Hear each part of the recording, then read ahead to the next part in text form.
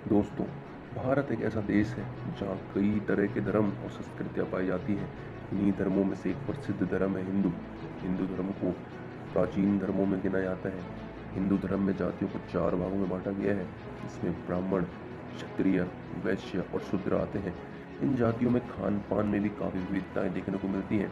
लेकिन आपने अपने आसपास ये जरूर सुना होगा कि ब्राह्मण समाज के लोग प्याज और लहसुन नहीं खाते हैं। इसके बारे में हिंदू धर्म के अनेक ग्रंथों, वेद, पुराण और साहित्यिक ग्रंथों में भी इसका वर्णन किया गया है कि क्यों ब्राह्मण समाज के लोग प्याज और लहसुन से सख्त नफरत करते हैं। तो आज जानते हैं इस वीडियो में कि क्यों ब्राह्मण समाज के लोग लहसुन और प्याज नहीं खाते हैं। कुछ विद्वान इसका कारण वैज्ञानिक तथ्यों को मानते हैं तो कुछ धार्मिक तथ्यों को मानते हैं। ब्राह्मणों का जीवन जितना देखने में आसान लगता है उससे कहीं ज़्यादा कठिन होता है, क्योंकि समाज में उन्हें ब्राह्मण कहलाने के लिए कठोर नियमों का पालन करना पड़ता है। एक उदाहरण के लिए, ब्राह्मण लोग केवल शुद्ध शाकाहारी भोजन ही ग्रहण करते हैं। अब ऐसा क्यों होता है? कुछ विद्वानों का कहना है कि यह परंपरा प्राचीन समय से चली आ रही है, जिसे कुछ लोग आज भी फॉलो करते हैं।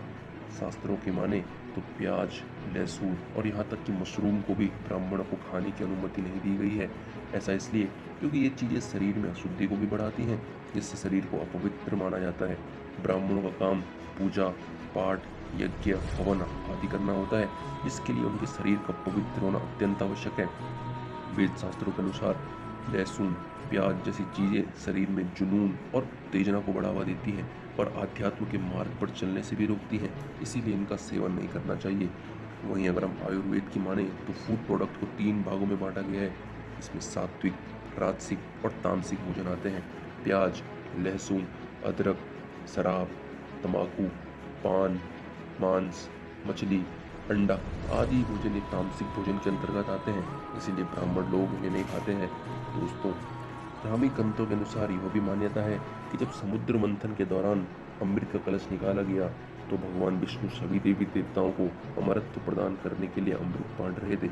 उसी दौरान राहु और केतु नामक 2 राक्षस उनके बीच आकर बैठ गए।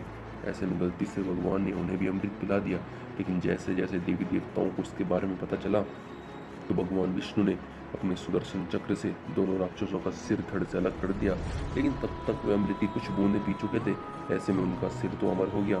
जब भगवान विष्णु द्वारा उन पर प्रहार किया गया तो खून की कुछ बूंदें नीचे गिर गई और वहीं से प्याज और लहसुन की उत्पत्ति मानी जाती है। इसीलिए राक्षसों के रक्त से प्याज व लहसुन के उत्पन्न होने के कारण ब्राह्मण समाज के लोग इन्हें नहीं खाते हैं। एक मान्यता यह भी है कि प्याज और लहसुन खाने से एक अलग तरह की गंध हमारे मुंह से आती है, और मान्यता है कि यह गंध राक्षसों से भी आती थी, इसीलिए ब्राह्मण समाज के लोग प्याज और लहसुन को नहीं खाते हैं। अब आपको बताते हैं थोड़ा सा ब्राह्मण जाति के बारे में। दोस्तों, ब्राह्मण धर्म के लोग स्वयं को ब्रह्मा का वंशज मानते हैं, क्योंकि भगवान ब्रह्मा ने ही ब्राह्मण समाज की उत्पत्ति भी करी थी।